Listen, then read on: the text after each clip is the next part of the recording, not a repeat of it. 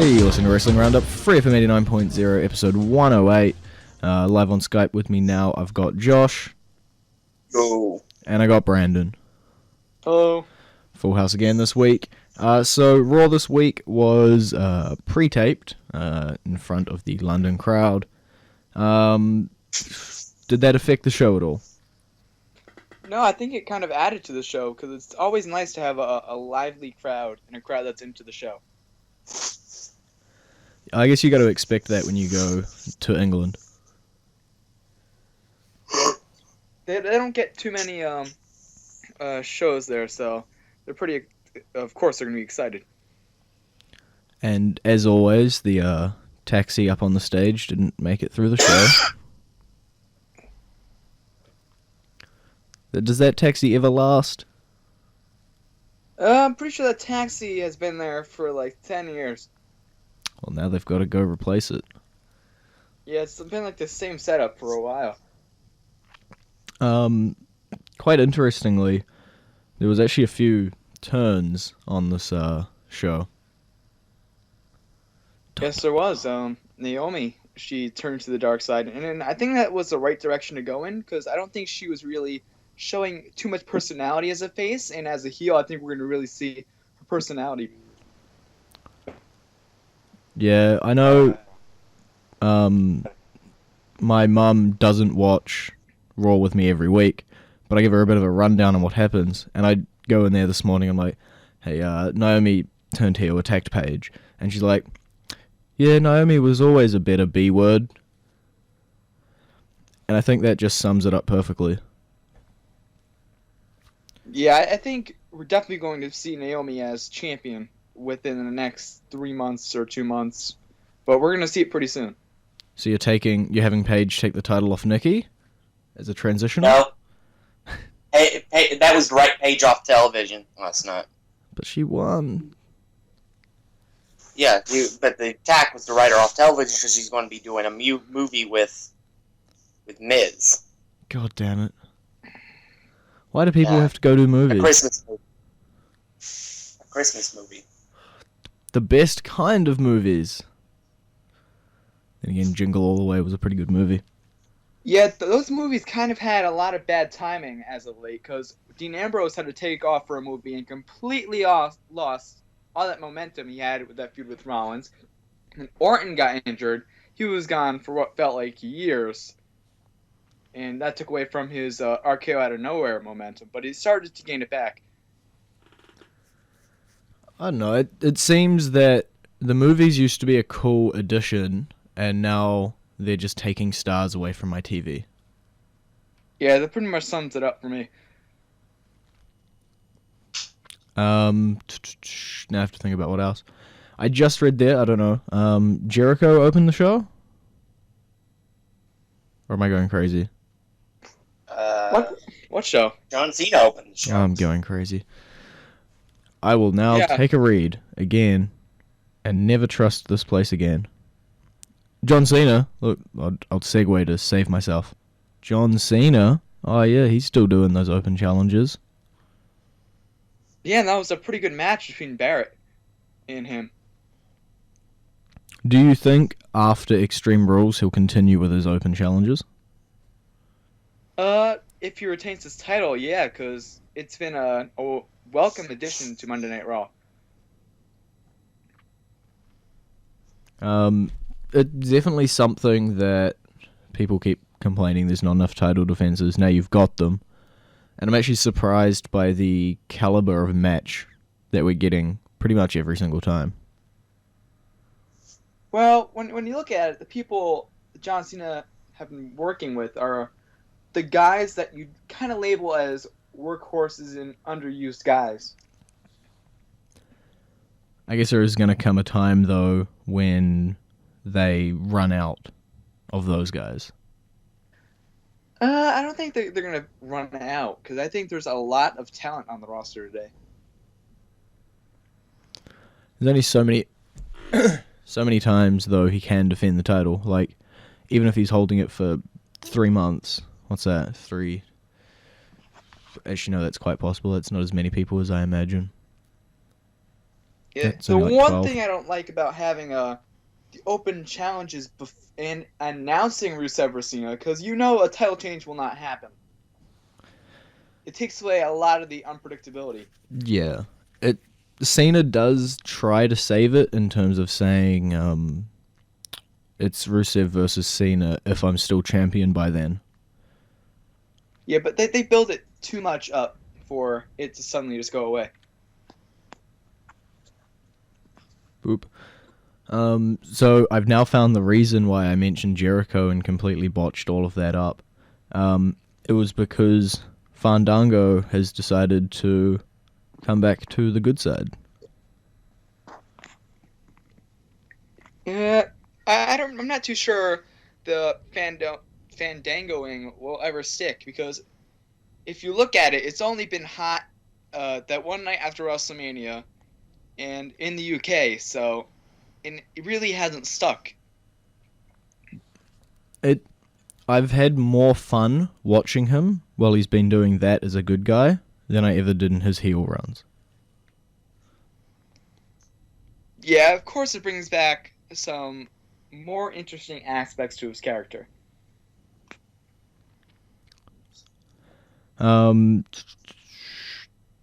Kane. What's up with Kane? He's about to turn face. Either that or he just really hates Rollins. Rollins is kind of in kayfabe, he's really I don't know how to describe it. He's just a guy that is irritating in kayfabe. So maybe Kane just doesn't like Seth Rollins. Maybe he'll remain a bad guy. I don't know. Kane, at least they're not flipping Big Show. That's my only comment. Yeah. But Kane's been a good guy before. The corporate Kane is getting very, very, very stale. It got stale a week after it happened, in my mind, in my opinion. But, he's on the tail end of his career, I'd imagine. Yeah, he's definitely on his way out. But I still think he has maybe a year and a half still left in him, or 2 years maybe, because he looks phenomenal for his age. Okay, so we'll go into the current entrance theme. Nope, it's classic. I'm all over the place this morning. It's Maurice's Pourquoi?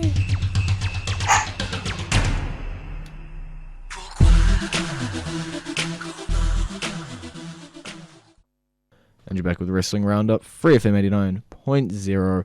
Grady, Josh, Brandon, and special guest Josh's dog. But we were just talking about Raw. Match of the night, or at least what looks to be a good match on paper. I have not seen the matches, but Neville versus Ziggler. Yeah, that's just an awesome match.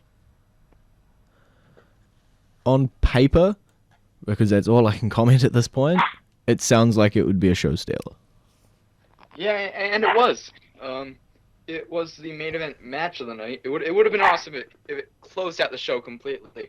But definitely one of the best matches I've seen on Raw in a while. Neville, in my opinion, he's showing that despite being at a smaller size, he has what it takes to be a future world champion.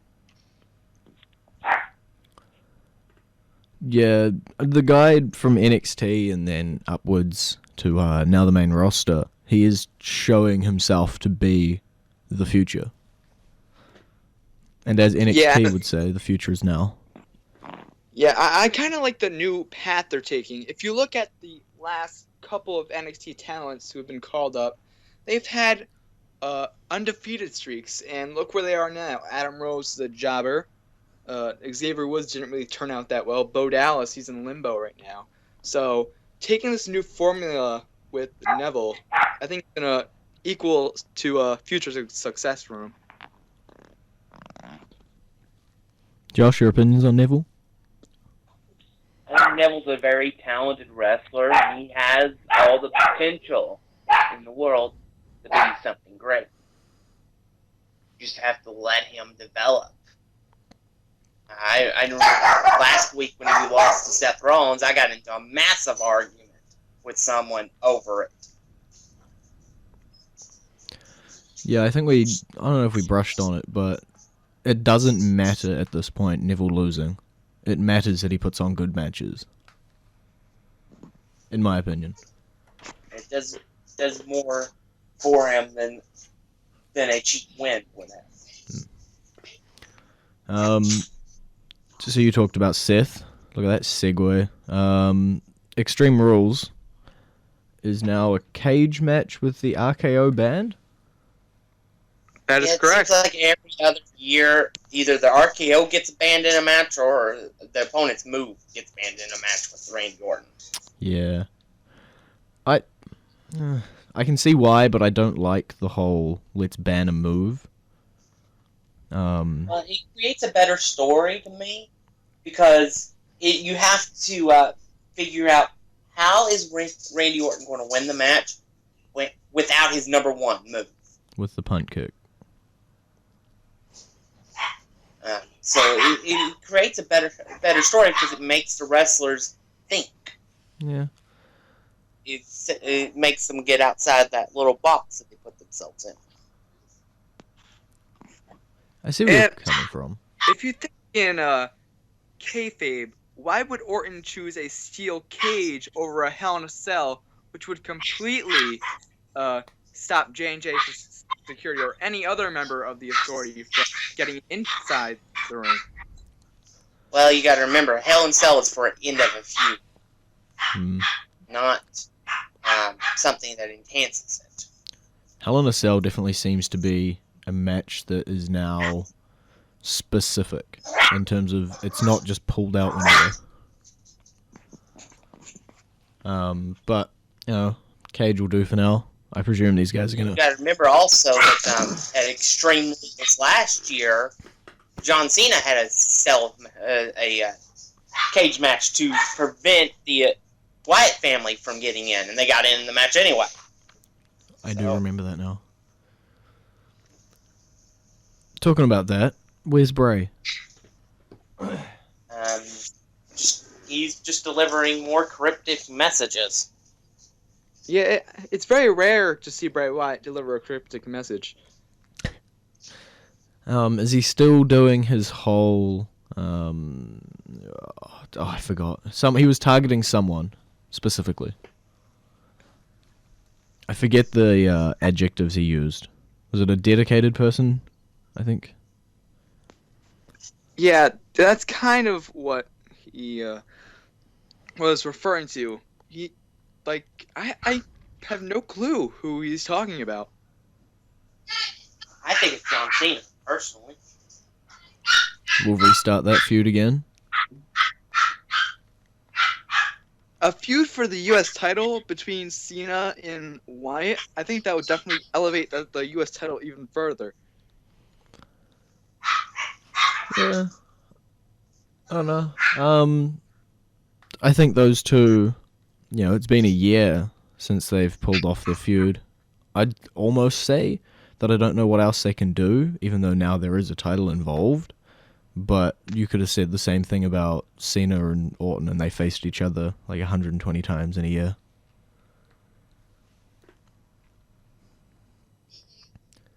But with Cena now upping his moveset and having these new found moves, I think it would be an entirely different type of match than they were having. Yeah. I still have no clue who the next opponent for Bray Wyatt will be. Neville. There you go. There's an answer. Yeah, that'd be an awesome match to watch. But talking of NXT on NXT, the Lucha Dragons just defeating the Ascension like it was nothing. Yeah, it looks like they're definitely going to be the next tag team champions. No other team has the amount of momentum they have. Would I be correct to imagine maybe at Extreme Rules, someone getting a title shot and then the rest of them all just being in some massive tag team match with the primetime players to figure out a number one contender. Yeah, it seems like they're going that way with the primetime players, setting up some multi-tag team match of some sorts. Who have they dissed now? They've dissed the Ascension. They dissed Los Matadors on that Raw. And the New Day. And the New Day. So it's like you're maybe setting up a 8-man tag team match or a fatal 4-way tag team match. I don't know. They've dissed 6 people now. If it was a fatal 4-way, that would leave primetime players as the only good guys. Presuming Los Matadors are bad people still. Now, I have no clue what Los Matadors are at this point. They are the people you call when you need another tag team for your multi-tag team match. Yeah, there's not too many other tag teams to diss for the primetime players. I think there's only the Champs, the Usos, and the Lucha Dragons, and 2 of them are face. Not the Usos. Jay Uso just had surgery and is going to be out for 6 months. Ooh. That may... So, this is a huge opportunity for Jimmy to show what he can do as a singles competitor, because on Total Divas, he's shown some personality, so if you can show that personality in the ring and on the microphone, there's no reason why you can't have a little bit of success as a singles competitor in the time that Jay is out. Or they just leave him off TV in the classic way. I don't know. You imagine with people like that, I guess the Bellas sort of broke that, but they're a package deal. But, I don't know. But I was asking this morning how we were meant to forget if Naomi turns evil that she's still with the Usos. But I guess that answers that question. Yeah, pretty much. Where are we going? We're going into our current entrance theme. This time I promise it's actually the current theme. If you count Eva Maria's current, I don't know where she's been. Training. Hosting the Hall of Fame.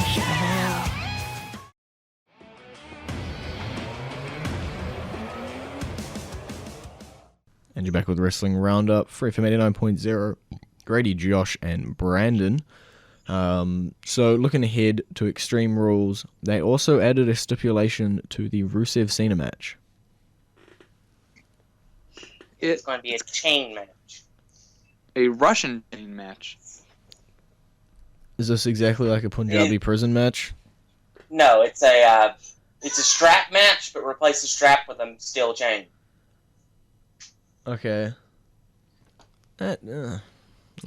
It's not the best stipulation, but it's a stipulation.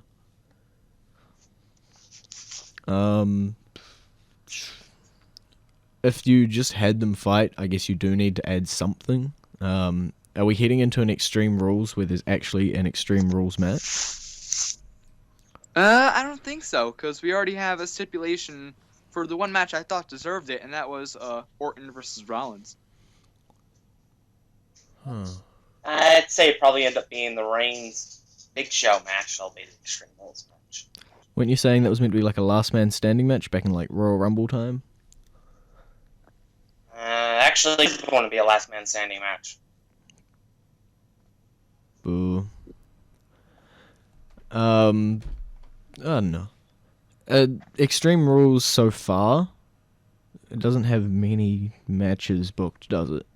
Now I have to go look. But is Miz Mizdow going to last that long?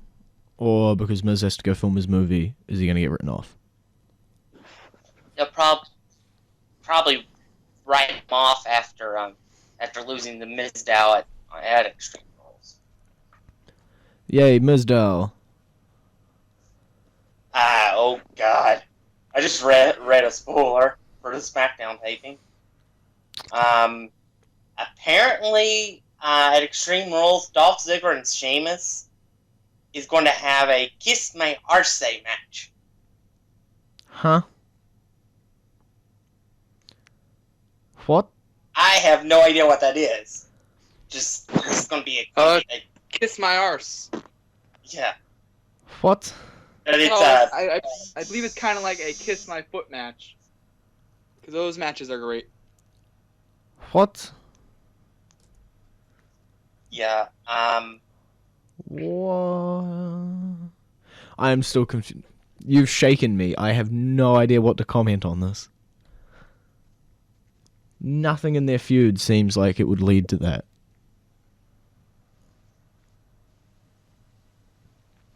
I'm just skimming through the spoilers myself now to try and figure out what the hell's going on. And apparently 3 fans jumped into the ring during the show. Okay. Miz and Mizdow look like their feud might end at next week's Raw, actually. I think they could bring it a little bit to Extreme Rules. It depends how early they want to write Miz off. But I have no idea where we air in comparison to SmackDown coming out, so I won't say too much. Huh. See, what you've picked up as a match, my guys have reported differently. Mine just say that Ziggler challenged Sheamus to a match, but Sheamus told him to kiss his A and that he will fight him at Extreme Rules. So I don't know if this is some miscommunication.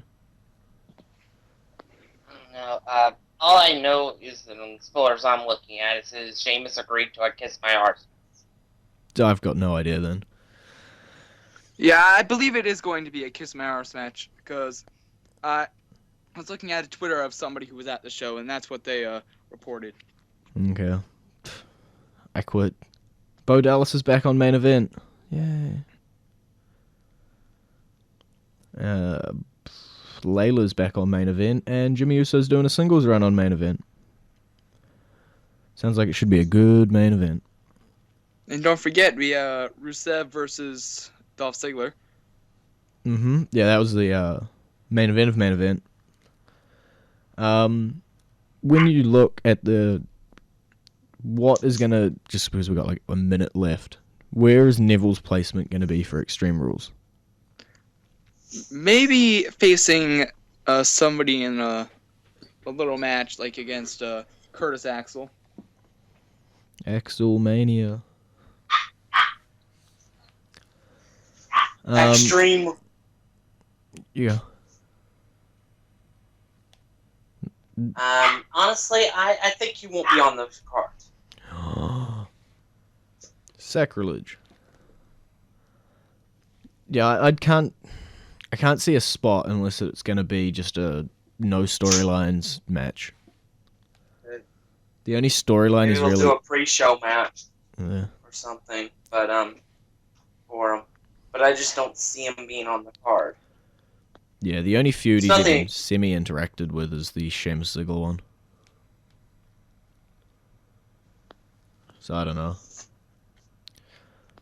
That's pretty much all we got time for. It's been great talking to you two. And great talking to you too.